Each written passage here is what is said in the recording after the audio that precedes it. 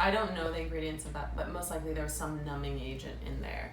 And the penis is made from very different skin than the lining of the vagina and Right.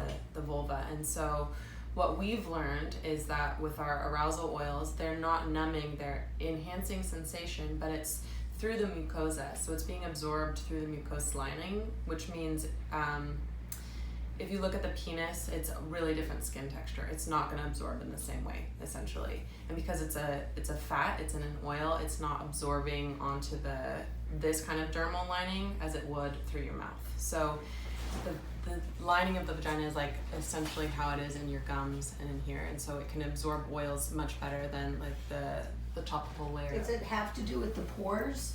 It's not the pores. It's the spacing of the cell lining. So like a mucous membrane has more space between the cells for fluid to come through, which is lubrication, natural lubrication, and then absorb into. And so our epidermis is what protects us from things getting in and out. And the penis has some mucus kind of membrane, but not nearly as absorbent as the vagina. So it's not affecting people with penises in the same way that it would a person with a vulva. Or So you still have to smoke some. Or we call it canalingus. Rectal. Well, you can do two one things. thing at a time. Two things. Slow down. Suppository.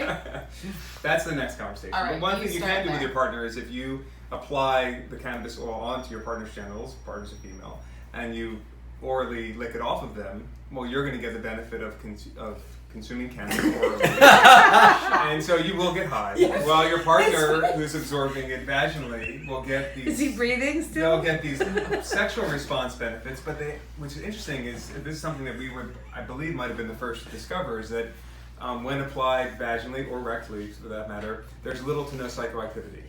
So the way the body is absorbing, processing, and not metabolizing through the liver, the cannabis, you can take high doses vaginally or rectally and not have the same experience as if you were to smoke it or eat it or vape it or something. Which is interesting because Janice has suggested that